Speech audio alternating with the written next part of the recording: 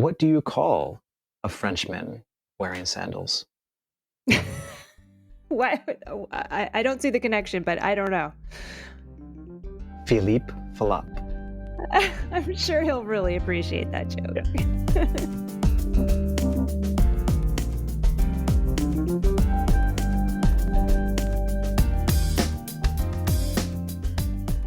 Hello and welcome to The Four Top. It's a roundtable discussion of today's hot button topics in the wine and food world. I am your host, Katherine Cole. And I am your co-host, Martin Reyes. Hello, Martin. So we have discussed a lot of very heavy issues during this wine season and our first wine season. I'm really proud of what we've pulled together. I'm proud of our discussions related to sustainability, diversity, labor rights, tech, finance, power. And you know what? My head is starting to hurt. I think we need a break. I think we just need to kick back and talk about something a little simpler. I know, right? It's been fairly heavy. We've done a lot of work, some good work, some, like you said, stretched out into topics that maybe are outside of our comfort zone, both in terms of listening to each other and also in terms of education, personal growth, and all that stuff. And I'm excited to just kick back, shoot the shit a little bit with some great, amazing, amusing, hilarious people. So we are going to call this episode Cold Wine Hot Takes. That's my sizzling sound I just made. Cold wine. I am really looking forward to this episode. I'm looking forward to kvetching and complaining with our guests about the wine world and what it's like to be in it, because I think they both get the fundamental fact about wine, which is that it should not be taken too seriously. I think so many of us in the wine industry, we get so caught up in everything. As you know, Martin, you go to trade events and you go to seminars and everyone's very serious. And come on, everybody, it's just wine. It's just wine. Yeah, we're all guilty of taking it too seriously. If we can start from the premise of not taking it seriously and then just build on that, making sure it's always fun, that's, I think, the key to unlocking so many things around this. And I can't think of anybody who better personifies the idea that wine is both endlessly interesting and entertaining and just plain old fun than Philippe André. Philippe is the U.S. ambassador at Charles Heidsieck, pronounced Heidsieck Champagne. Very, very good. Thank you. I hope it's the right pronunciation. It's a little German action there. And senior business development manager at Folio Fine Wine Partners. He has a kind of signature pose and dare I say this awesome, unique slant on the bon vivant man that just makes me grin. He's holding a glass of wine and makes a face like that's just like, this is awesome. And really, and the music that he pairs with it's too cool. You can see some of the examples on his Instagram feed. Nique Somme, that's Nique, from his family's renowned Chicago restaurant, Oceanique. That's where Philippe got to start in the wine cellar. Oh, yeah. I remember Oceanique from when I lived in Chicago, and that was more than 20 years ago, and it was already a total legend back then, the wine cellar. I get the shivers when I think about the fact that Philippe came from that background, because such a fantastic restaurant. And I am also delighted to announce that Marissa Ross was able to join us for this episode. I am such a Marissa Ross fan. I'm so excited about this. She is a self-described writer, humorist, and leisure enthusiast. She is the author of the book Wine All the Time. She's the former wine editor at Bon Appétit magazine. She's also noted for speaking out in outlets such as the New York Times about sexual harassment and abuse in the wine industry. So I know she can talk seriously about our industry, and I really admire her for all she has done, but I'm excited to hear her just be natural and relaxed and not talk about all these sort of stressful issues that she's done such an amazing job. She's best known for what is it? Well, she's best known for being a proponent of natural wines, actually. Yeah. And I think she's actually responsible for turning a lot of Gen Z kids onto wine. I call them kids because I'm so old. Convinced a whole group of young folks to become wine enthusiasts because of her writing and communication about natural wines. So she's amazing. The Gen Z kids, yeah. And also a little known fact that I hold dear to my heart. 8 years ago, we both shared a page in Wine Enthusiast as back in the day when there was top 40 under 40 tastemakers of America, and we shared a couch and stories, and I think we're there like on page 32 together. Back when I was under 40. Oh, he remembers the page. Assuming it's page 32, because that's Oh, probably okay. how old I was at the time or something. Anyways, I'm excited about this episode. Let's get into it. Yeah, let's do it.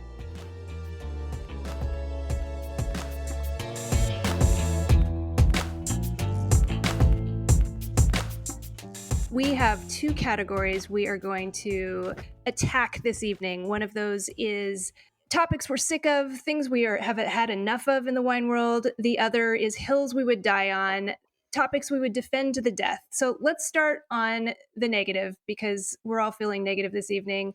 What are we all sick of in the wine world? What are we just so tired of? Martine, you and I were talking earlier today, and I think you have some feelings about people who diss on points. So the whole category of points on wines, there was this reaction of saying, I like points, I want my 95-point wine. And then collectively, the wine industry mocks the people who use a score to make a decision, a buying decision, right? And it's really easy to do that because we're like, there's much more there. Wine's just not a numerical value. You know, you can uncover things. And that point was just that one day at that one time, and it could be unpredictable. And all that's true. But who are we talking to? And there are some people who simply just want a good glass of wine, and they don't want to think any more about it. And most of us in the trade are used to overthinking shit about wine all the time. And so the points to us is anathema. It's too simplistic, but sometimes people need simplicity. And I'm going to go further and say, for all those people who actually trash points, whether you're a winemaker, an enologist, a sommelier, whatever, when there's a wine with a high score, isn't it easier to sell that wine? I don't sell my wines on scores, but when I get a high score, I'm actually kind of excited. And I'm kind of proud of it. It's another point of affirmation. The wine industry, consumers, various people need various kinds of affirmation. So I think points serve a purpose. It's an imperfect purpose, but it should be celebrated as another way of having a dialogue, of being able to choose a bottle of wine that's comfortable on the shelf when you are somebody who's busy and you just want something simple. And you say, that received 88, Best Buy, gold medal, silver medal, whatever it is. Just take the damn bottle, go home, enjoy it, and then don't let the critics who say, your points are just like so banal, you're just so simplistic. It's fine. You're not talking to them. Let them have their life. Okay, I have words for this, but I want to hear from Marissa. Oh, I mean, I definitely have some words for this. And granted, this could be something that happened only with me this one time, but I just don't think that that's the case. Where I was a judge at a wine competition, and I found that the people I was sitting with, and also too, like, I don't know why the hell I was there. Like, I'm totally not the person that should have been doing it, considering like I have focused my career on natural wine, and these were no natural wines. But what I found was that most of the people that were giving the highest scores, what they were doing was there were people that were all working in the industry that supported that wine in a different way. Like, for example, the woman sitting next to me, she sold French oak barrels for her career. So she rated everything that had French oak super, super high. And then there was like someone next to me that was an ambassador for like Italian wine. So they rated all the Italian wines like really, really high. And it made me really feel like it wasn't an actual honest score, because it's like people are voting for what is going to be profitable for them. And I can't blame them. Not every competition is the same. Not every critic is the same. But obviously, we have different. True. You have different points. IWC and Decanter. I judge both. They're very rigorous. They're blind. You actually have tell consensus. listeners what IWC is. International Wine Challenge, which is like legitimately you have to be stringent in your opinions. Marissa, I get your point. The point is that there is plenty of conflict of interests around numericals, around medals and judges. I totally get that. I'm suggesting that the ones that we're talking about are the ones that are commercial, like if they're wine enthusiast or a Parker or advocate. If you like one of these critics or if you just enjoy seeing something that allows you, the normal wine consumer who's into commodity, who just wants a glass and doesn't want to think about it, sometimes points have a useful purpose. Absolutely right that the systems and the judges are rife with potential conflicts and potential controversies and stories of all kinds of stuff. But I just wanted to point out that it's useful for certain people, even if they're not the people that we often talk to. I think that's totally fair. I think points are a social crutch, but Philippe. Yeah, so is perfume and cologne and hairdo and makeup. Philippe, I want to hear from you. Thanks. I appreciate the beautiful picture that has been painted, Martin. I think points are extremely valuable and extremely relevant. I think we also need to be very clear and transparent that they are extremely flawed, as we heard. Yes. Yes. But the thing that I want to share that I'm frustrated with is the pretense in our industry, the "you can't sit with us because you're too cool" vibe that I've gotten almost my entire professional career. I've had to navigate that in the best of ways. I've been very fortunate and privileged to be invited to a lot of those tables, and I probably am part of the problem, but I am very cognizant in trying to dismantle that by getting people to find what they actually like and explore on their own, rather than force feeding like this is what is the best, and this is our blah blah blah blah blah blah property blah blah blah. And then I get it, like we all have to sell wine, we all have to sell a story, we have to sell a place and convince a consumer to try our wine. I am just sometimes really fed up with that rhetoric to basically convince and sway people, when it's like I just really want it to be as authentic and as genuine as possible, when this world that we live in is very inauthentic. And how do we find ourselves in a better balance of being authentic for the new generation of wine lovers and potential wine consumers? So I think that would be my biggest gripe, is authenticity and inclusion. Mm-hmm. Yeah. So that leads into something else around the another example of something that people have a strong opinion for or against, like trophy wines, and therefore those who collect trophy wines, trophy collectors, or luxury only, or sought after, or like the term unicorn wines.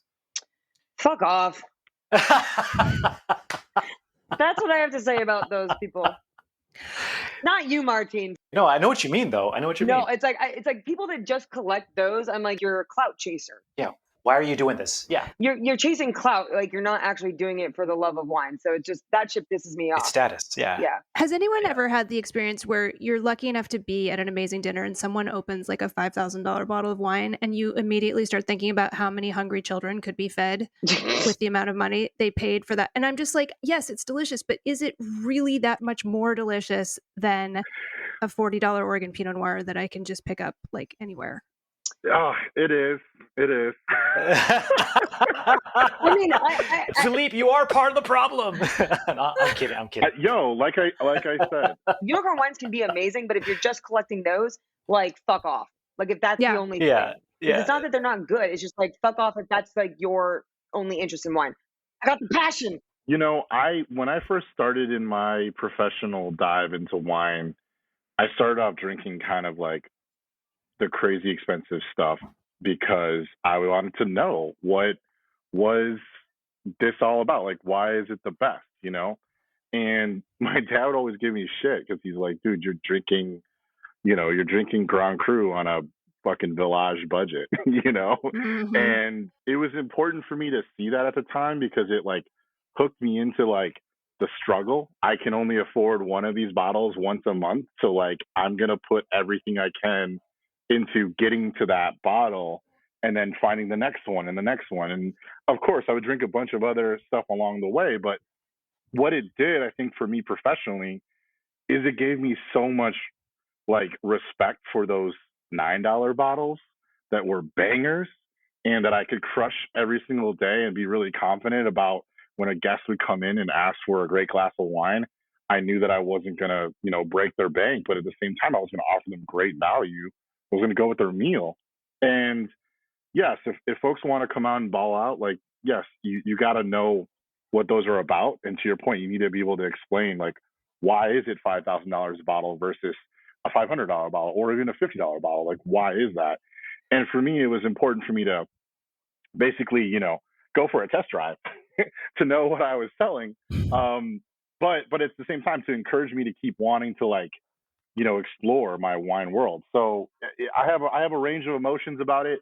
The people that are only unicorn suckers, they're part of the vibe, and I get it. It's kind of a whose dick is bigger kind of vibe thing. Yeah. Totally. I don't think we need to perpetuate, but I would just encourage people to find, like stuff that those wines inspire them to find. So like, I think those are relevant wines. Yeah. Well, it's interesting because, my wine career started on the exact opposite end. Like, my wine career started with me, like, literally reviewing wines as a comedian, all wines under $10 from a grocery store. Yes. God bless you for that, Marissa. Thank you. And that's why, I feel very confident. It's like I'm coming up from the gutter, the bottom of the barrel shit. Started from the bottom. Now we're here. It's true, but I'm not where you are, obviously, because I've only had like a couple quote unquote unicorn bottles because being a wine writer, anyone listening, it's not gonna pay your bills. Oh no! Don't bother emailing me anymore. Being a wine writer, just have it as a hobby.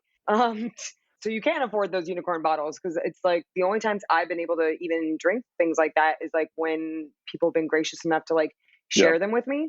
And that comes at a cost, in a weird way where you're like, why did I make out with you? No, I'm kidding. Yes, it's along those lines. Exactly. It's a very different experience. And almost from my end, it's always been like, how do I bridge that gap coming from the opposite end? Like, how do I get the people that are already buying $9 of shitty wine to buy something that's more like those unicorn wines? Mm-hmm. But I found that most of the people that are like, yo, you want to try this really, really special wine? It's like they're fucking dickbag. Wow. Marissa, you've perfected the bro tone. Yeah. Yeah. We all knew exactly who you were talking about. Like, I know that guy. Oh, yeah. I've made out with that guy.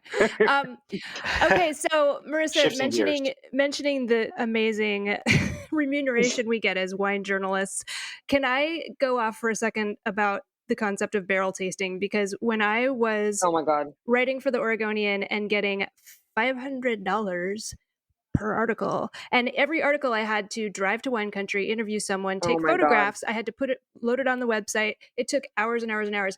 And so people were constantly emailing me and asking or calling me like, why won't you come out and barrel taste with me at my winery? And I was like, because I am not getting paid to drive an hour and a half to your winery and then drive an hour and a half home and not have a story.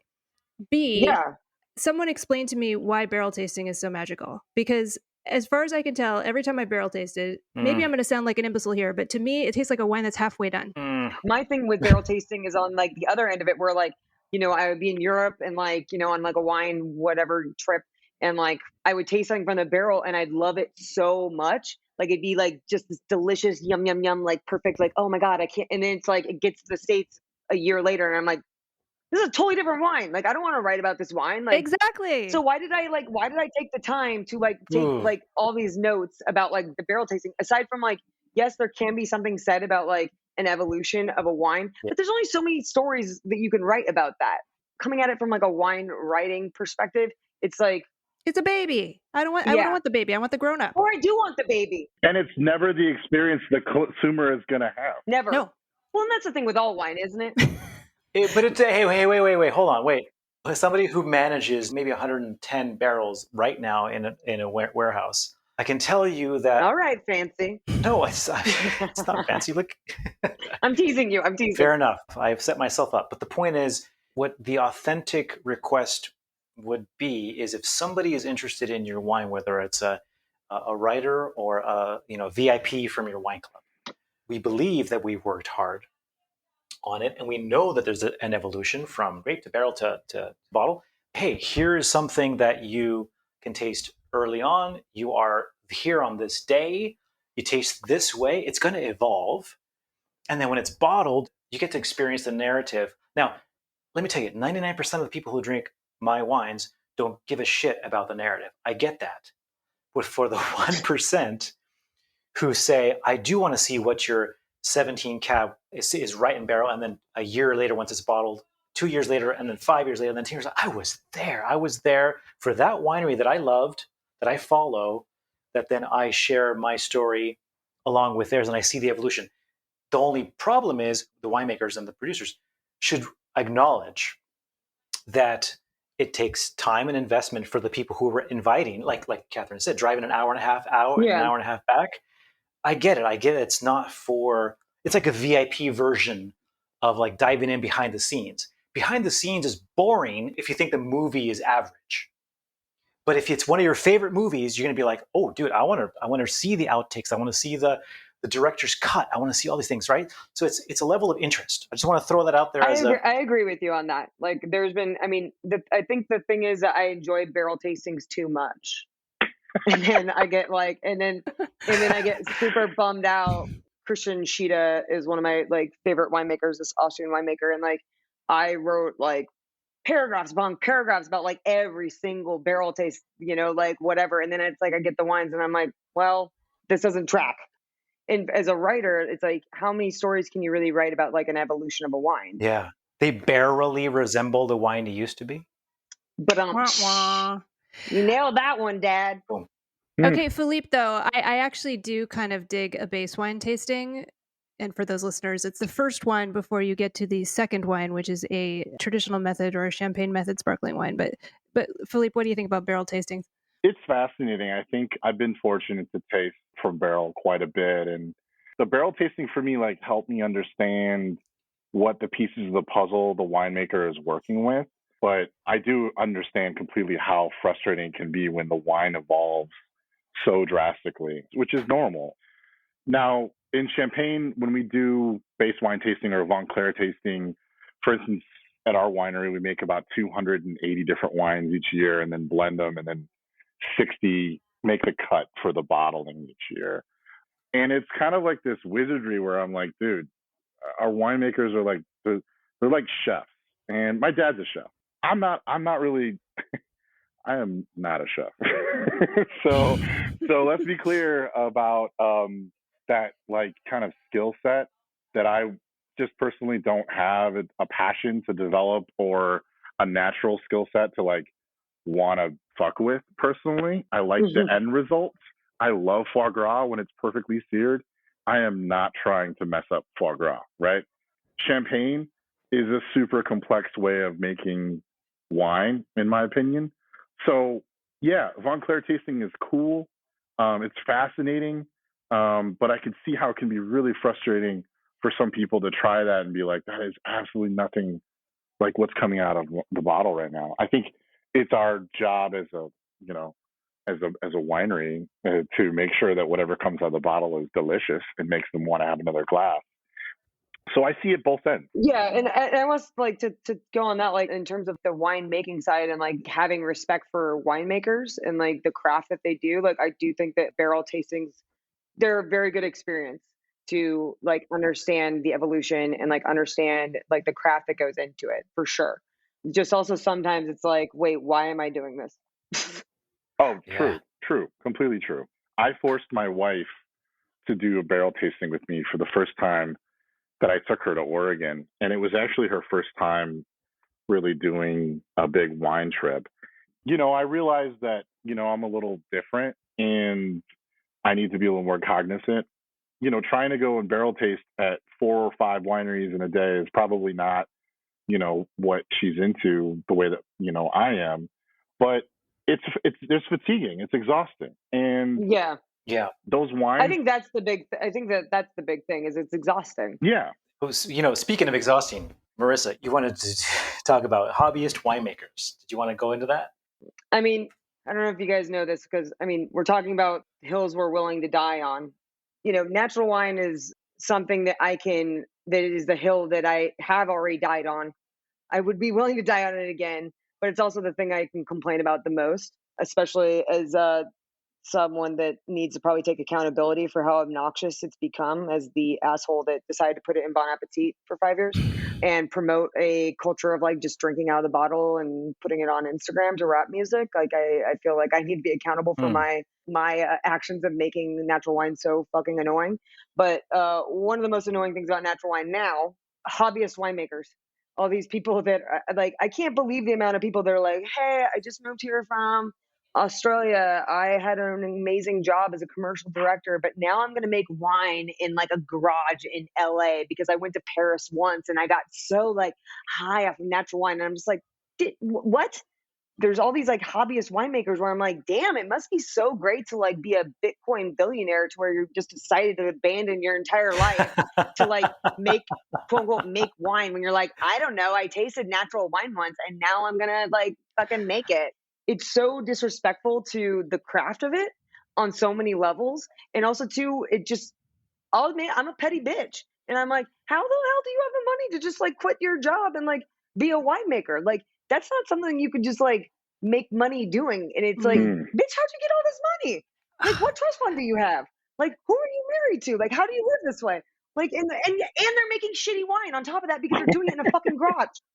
So I have this thing with wine. It's like with art. It's like, Picasso was great, but we knew before he went abstract, he was able to make these beautiful, like almost photographically accurate You have to know renderings. the rules to break them. Know the rules to break them. Yes. Yeah. Like my favorite natural winemakers are the ones who have made technically perfect wines. I have tasted them and then they have decided to go in a different direction. But yes, I'm so with you, Marissa. There's so many people that have worked their whole lives and like dedicated themselves to this craft and like really work hard at it. As someone that didn't go to college and has never taken a wine course in her life and yet has become like a wine quote unquote expert, I can see how maybe it's a little hypocritical for me to be like, hobbyists, stop it. Like you got to practice first. Like there's just people that are like just like coming out the gate being like, I deserve my wine to be at these places. And it's like, you don't necessarily just deserve something because you're experimenting around with a couple barrels. And they got a great graphic designer to make their label. Yeah, exactly. Wait, Philippe, has natural wine ever crossed your lips? I'm just curious. Or is it all just like fantastic champagne and Burgundy? No, I served it. I served it at my wedding before it was even cool 8 years ago. I love natural wine when it's not flawed. Well, when it's not faulted, there's a lot of flawed natural wine, but that make it overly flawed or overly faulted. However, personally, I think the easiest way to just like kind of dilute it for everyone or deduce it is I like when I can taste what varietal I'm drinking, and I also like to be able to taste where it's from. Dude, so that's exactly it. As long as I can have those two things, I will drink the shit out whatever is in front of me. My thing is like a great wine should have a sense of place, a sense of fruit, and a sense of producer, and all those things should be in balance. Yeah. And the thing with natural wine, and again, I don't know what asshole started writing about it nonstop in Bon Appetit and fucked it up for everybody, made it popular. You had one job. But I had one job. And, you inspired a generation of young drinkers, and you should be proud of that. Thank you. Well, but I've inspired a generation of young drinkers to be like super obnoxious. Going back to like what Philippe said about like the cool, like cool kids, like even with unicorn wines. Now that's the same shit with natural wine. Yeah. Like I'm not cool enough to like go to like the natural wine shit that's happening in LA. Are you kidding me? They're like, she's over the hill. She's 36 years old. Like no way. He's done. As a 48-year-old, I can't accept that. Come on, Marissa. I think of all the 20-somethings who might have reached for a hard seltzer, but instead they reached for a natural wine, and it's because of you. Thank you, Marissa Ross. Yes. Except they might have then grabbed a hard seltzer because then I tried to troll the internet by only drinking White Claw for like a whole season. So I probably am also. I'm also probably a part of that problem too. I will say it is fascinating to see how there are these crews or cliques of wine lovers, and they are so defined that like when you try to show them something that they're not part of their crew, they instantly are like, my nose is now up, in the air. And before it was old white women telling me that they don't like Chardonnay, and then when I pour them Chablis, they're like, this is so good. And like we've all heard that joke a zillion times, but like that happened to me on the floor when I was working as a somm. Like I had to, convince or persuade or frankly trick my guest into trying the wine that I knew they would like, in order for them to have an open mind about it.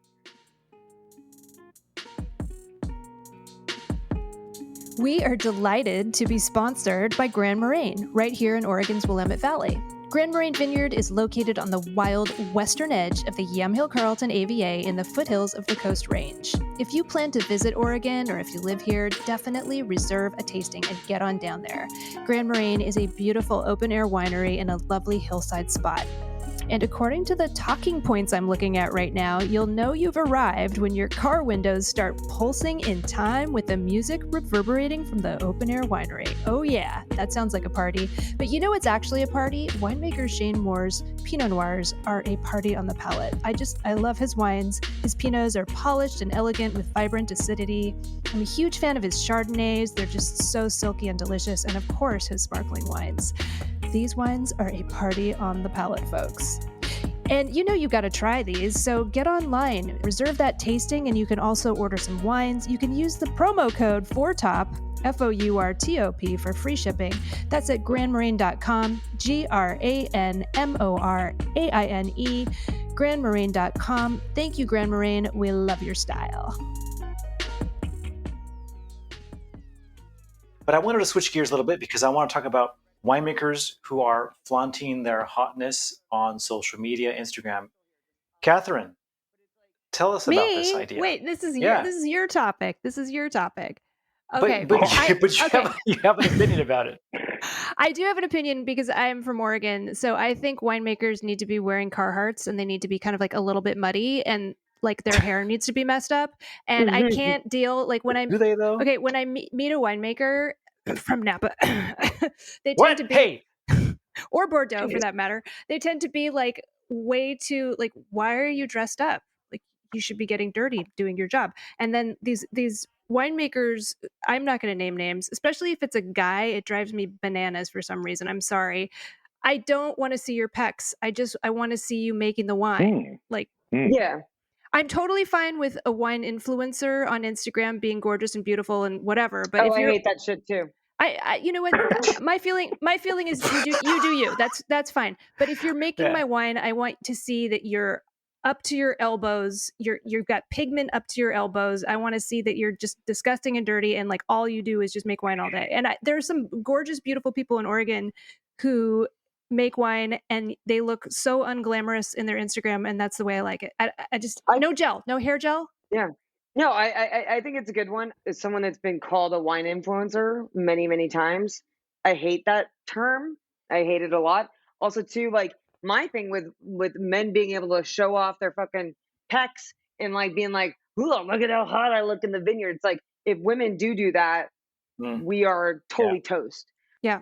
All these men can like totally post basically thirst traps, as you would call them for women, and that's just seen as like they're just being manly in the vineyard, like yeah. It's like no, like they're definitely just using Instagram in the same way that Instagram is meant to be used. I mean, Instagram is not reality. I felt the pressure because I started dressing worse the more and more closer I got to making wine every vintage. Why am I wearing like nice pants and a nice shirt to go to a tasting? I've made this wine. I've co-made it with somebody else, but like, oh, right. I don't look authentic. In the back of my mind, I didn't know Katherine at that point that well. Probably was like, I have to be authentic. I have to look. Where is my pigment? Where is my nail? Where's my dirt? Where's my hoodie? Where are my boots? And where is my flannel fucking shirt? That's you embracing your authenticity versus like trying to create something that is just like, a good photo. Well, I'm thinking back to this Carhartt winemaker, and I'm just thinking of like Jason Momoa making wine, and I'm kind of like, yeah, like I would totally buy into that. So, I mean, I've met many winemakers in the Pac Northwest. Dude, you're probably the Jason Momoa of Champagne, so fuck yeah. I'll wait, what? I'll take that compliment. I had no idea that's who we were talking to. I would have dressed up had I known. I was going to say like that is kind of like the official uniform of the Pac Northwest / some people putting in work. So I would love to see more of that being celebrated. I appreciate that people want to celebrate themselves. Is it authentic? I mean, I think we all can kind of read through it. We've seen enough influencers in many industries. We know we have a few in ours. And I try not to let it bother me. There's some that I really celebrate and I just love it. I'm just like, yeah, go get it. Like, fucking get it, you know? And I love that shit. I love shaking the tree. If you guys didn't know that about me. You're talking about someone that you know can like get it, which is like about like if someone can like get it, like and they're being their authentic self, then like that's one thing. You know what I mean? Yes, I feel like I can deduce the difference between some of, at least to a certain level, you know. But at the same time, my eyes are going to tell me one thing, and then the content hopefully will tell me another thing down the road. And so I'm trying to hope that they eventually meet each other. Sometimes they do, and sometimes they don't. And I want to give and make space for all folks in our industry. I think some people will find out that, you know, it's not valuable or worth it for them to continue along that path. And then there's some folks that I'm just kind of like, all right, like, you know, like you're here now, so let's run with it. Like, go and where do you go from here? And let's see where it goes, you know. I can tell you where it goes. It goes into just like a bunch of like your time wasted on fucking Instagram and like $0 made while you promote wines that like you're not getting paid for. Yeah. Amen. And don't get me wrong, I've had many of folks reach out and want to collab and, you know, send me some bottles and I'll do this. And I was like, okay, well, you know, I want to give you the benefit of the doubt. Like, let's talk. And I mean, I'm in charge of a business. Like, this is a business. So like, I have to be accountable for those business decisions. And usually I try to explain that and hopefully it resonates, and sometimes it doesn't. And I like I said, I try to give people the benefit of the doubt because I want them to be encouraged to evolve or grow, you know, into what I think is helpful or supportive or you know, rewarding for our community. But yeah, there's a lot of noise out there, and I don't blame you. I don't blame you. Okay, folks. I think we have time for one more before we've got to run here. Ice cubes and wine. I think they're okay. Yeah, Me too. There's a time and a place for them. Oh, Yes. absolutely. And red too. And Absolutely. Fuck yeah. Absolutely. 4 wine pros agreeing with that. However many listeners are out there, you guys should all be comfortable putting your ice cubes in your wine when the time comes. Feels right. I mean, there are some wines that like aren't going to taste good if you put ice cubes in them, but like I'm all for the like consumer just figuring that out on their own. If you want to put ice in your wine, go for it. Like that's on you. Like the number one thing about wine that all of us professionals are, I think, mostly trying to do is just trying to get people to enjoy it. So if you enjoy it with ice, hell yeah, go for it. Like all the power to you. Yes, to clarify, sometimes if a white wine or a rosé for the audience is not cold enough, or if it's a really hot day and we have a Beaujolais or some light red. Or if you just like don't give a shit and you just want ice cubes. Or you want to drink Malbec at 120 degrees out. Yeah. Like, go for it. Yeah. Well, and by the way, winemakers do add water. I mean, this is known to happen. So like, you're not committing a crime. Also, too, it's just like, who cares? Yeah.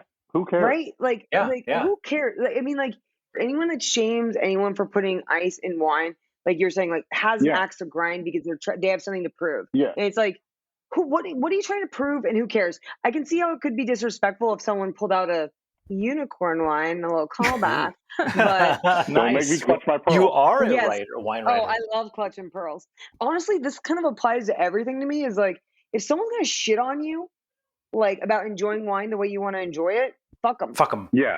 Call them out and tell me who it is, so I can just totally know right away that makes fun of them. That was a unison fuck them, by the way, Marissa. Did you hear that? Yeah, it was, because it's like, what, like anyone that's gotten to a point in their career where they feel confident in wine is like, hey, like I have nothing to really prove.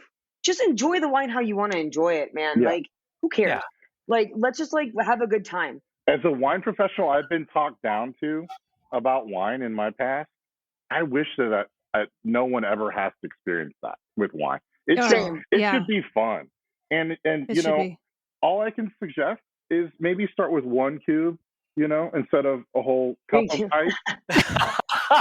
Don't go a whole tray. I'm just saying. Like, don't turn into a slushie. Yeah. Just try it out. Just try 1 cube at a time. Like, and I love that. I love that. I love that. A nice rich zin on a hot day with 1 cube, or, you know, again, depending on how big your glass is, 2 cubes. Absolutely. No problem. But don't let someone tell me you can't have fun with wine.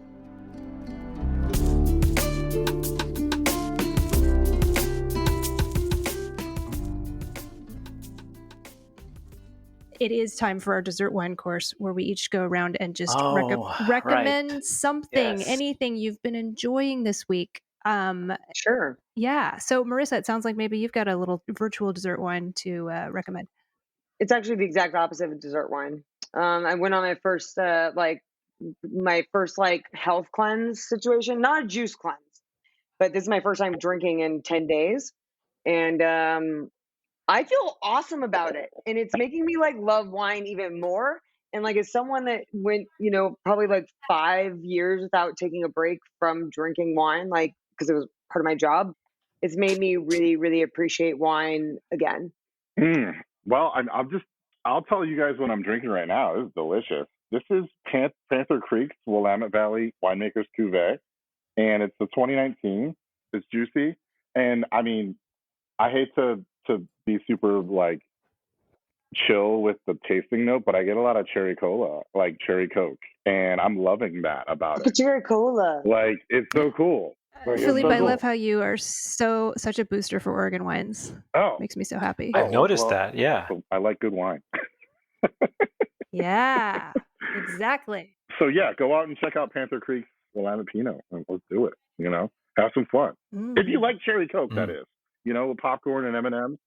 I'm inspired. Thank you. Yeah. Quickly, because we got to run. My dessert course is going to be log rolling for my own cause, which is the Four Top, the amazing podcast we're on right now.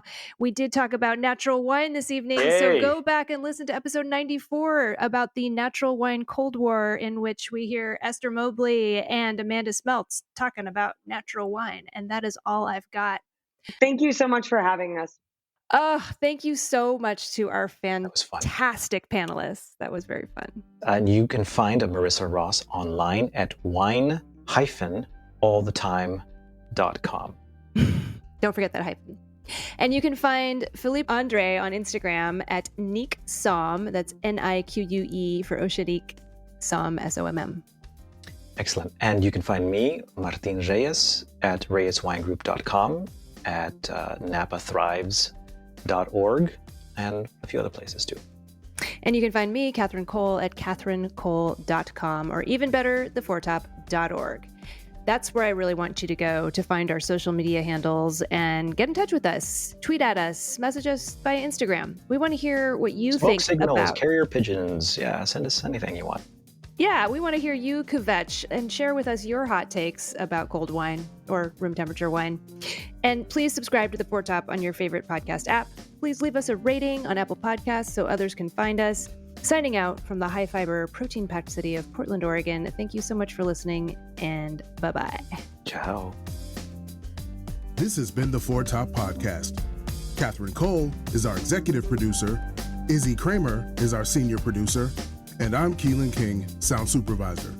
We are also assisted by audio editor, Michelle Richards, our production assistant, Rachel Grossman, creative assistant, Lex Rule, and editorial assistant, Nick Toole.